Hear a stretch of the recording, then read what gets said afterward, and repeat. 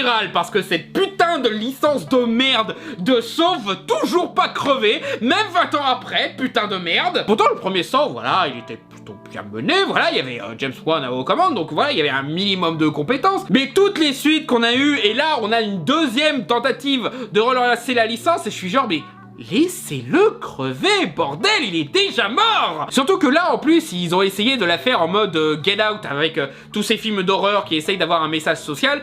Il y a juste un tout petit problème, c'est qu'ils ont confié ça à Chris Rock. Voilà, Chris Rock qui est non seulement l'acteur principal, mais il est aussi producteur exécutif. Mais en plus, il reprend le réalisateur des pires suites de Saw, hein, Boozman. Non, je déconne pas, il s'appelle Boozman. Mais il y a aussi un autre petit problème conceptuel, c'est que Chris Rock, il parle un petit peu comme ça.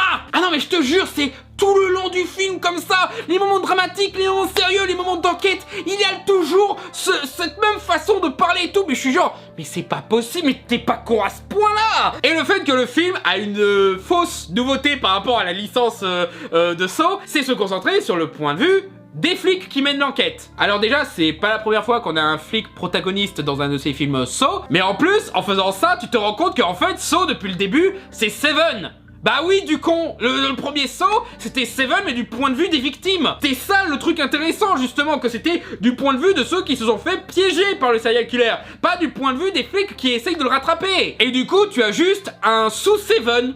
Alors, quitte à avoir un sous-Seven, je préfère me retaper Résurrection, hein, parce qu'au moins dans Résurrection, il y avait Christophe Lambert, là. Et aussi, ils essayent d'apporter une thématique sur le fait que, voilà, c'est pas vraiment Jigsaw. Jigsaw, il est mort depuis longtemps, c'est un copycat de Jigsaw qui a apparemment une dent contre les flics pourris. Et du coup, le film essaye un peu de faire son histoire à la ACAB. Sauf que son côté ACAB, il l'exploite un petit peu mal, tu vois. Genre Chris Rock, il joue un flic modèle qui avait dénoncé un de ses collègues qui avait tué le témoin d'une affaire ultra importante. Donc voilà, un crime horrible, quoi, qui méritait d'être dénoncé.